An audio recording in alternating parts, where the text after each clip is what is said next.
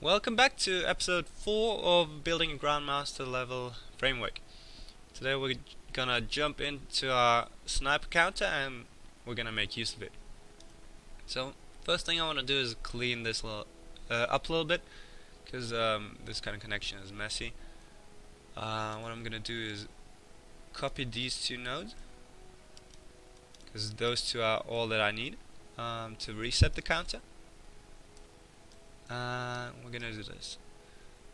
The way you can think of this is when you count up to 12, if you take 12 away, you're gonna end up at 0. And the process of taking 12 away in binary is actually removing the two most significant bits, which are C and D. So effectively we didn't change anything here. Let's find a simple use case of our counter. One thing we could do is we're gonna march into medium range of an enemy. We're gonna start shooting it, and then we're gonna continue shooting it. We're gonna attack the enemy that we were attacking the last tick. However, in the case that our counter is full, so we've charged our shot and we've taken the shot, we will start attacking an enemy that has not been attacked by me in the past tick. So we change target. This is a useful tactic to actually do in game. We're gonna check for when the counter hits 12, which will mean that we've done a shot, and then we're gonna change targets. This is actually going to cause an error, but we're going to see it for ourselves first.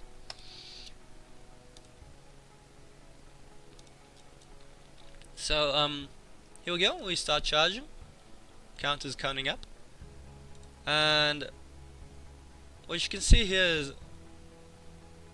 we actually never reach the state of 12. We never reach tags being C and D. So a condition is never met. Let's see that again. AB, and gone goes reset. And the reason for that is we count in binary starting from 0 and not from 1, which means that a full 12 tick cycle is actually counting from 0 to 11. And after we've reached 11, the next tag combination is 0. So how can we check when to switch targets? One way of doing this is we're gonna check if we're over here at the 0 state.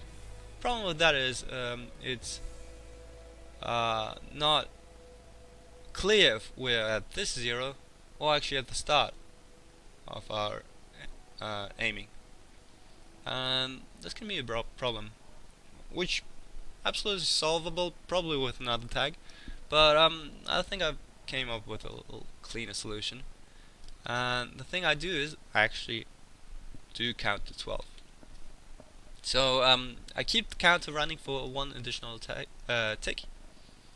However, after this, if I were to reset to 0, the counter would get off sync. So what you have to do is you actually have to reset it to 1. So let's implement that, and then it will be apparent how that looks. Once we start watching the debugger. So let's first remove this, so we just watch the count in action. The thing we need to do is we don't reset to 0 once we're at 12. We actually reset to 1 once we're at 13. So this is 13 in binary, and we still have to take away 12 ticks to reach 1. So all we need to do is remove tags C and D, and the A tag is just going to be kept there, which means we reduced 13 to 1. So let's see how that works.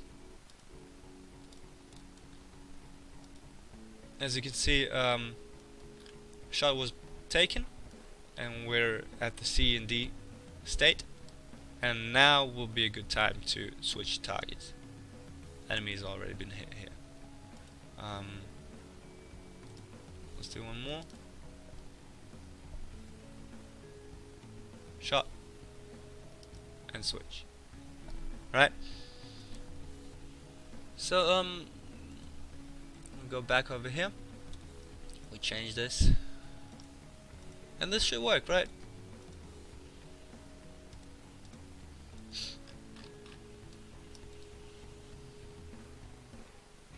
But it's not working. And the reason for that is actually the way the game handles the whole timing of a tick. And what actually goes on happens underneath the hood is that once a tick starts, so we got a tick start, we do our code execution, and then only then we check if charge full, and then shoot, and then 0.25 seconds pass, and we go to a new tick. So this is the process of one tick, and as you see, if the code execution were to actually switch targets, this would lead to the charge being reset, and on the check if the charge is full or not, we're not gonna shoot. This is how the game works, and we need to find a way to work around it. And what I do to solve this is I actually count to 13 and reset to 2.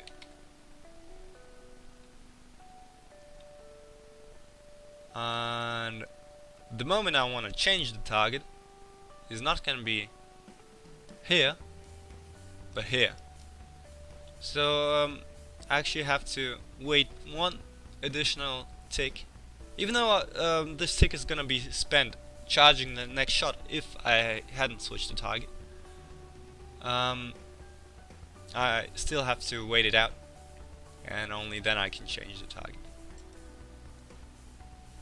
So coming over here, we need to count up to 14, deduct 12 to reach 2. And over here, we're gonna check if we've counted to 13. So this may sound a little complicated, but the beautiful thing about the counters is once you've set it up, you actually don't have to touch it anymore.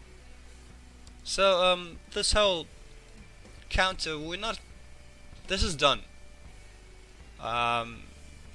We can actually forget about how that works and still be fine. All I will be doing in my actual building of the code is just checking if I've reached this state, then it means I can switch targets. That's all I need to know. So even if you didn't understand it fully, still the basic concept should be usable, babe. But now let's watch it in action.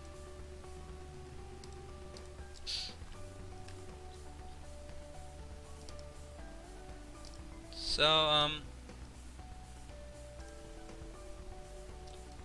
we're just about ready to shoot, and on the next tick the shot is gonna happen, but only if we didn't switch targets. So this is why on this tick we don't switch targets, shot is being taken, and only on the next one, which is gonna be 13, here we go, we can switch targets, and as you see we switched. And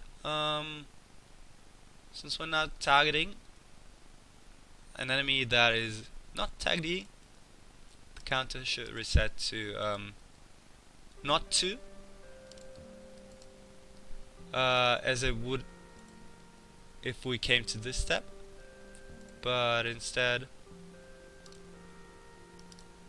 we're gonna go into this branch and we're gonna reset it to 0, and since we've been aiming already, we're at 1.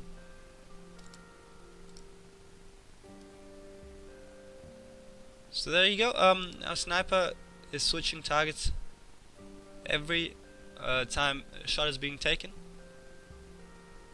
and let's say we only switch targets on empty shield enemies, right? So what we need to do is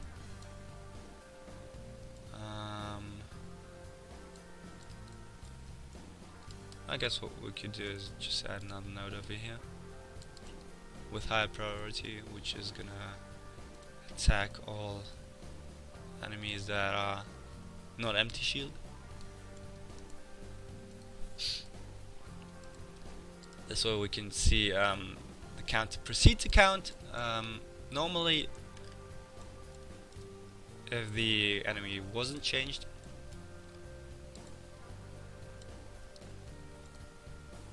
and reset once we change the enemy. So yeah, this is 13. The next step should be 2, and there we go.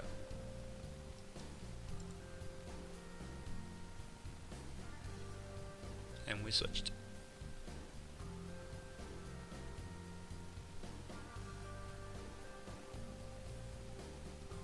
So that will be it for today.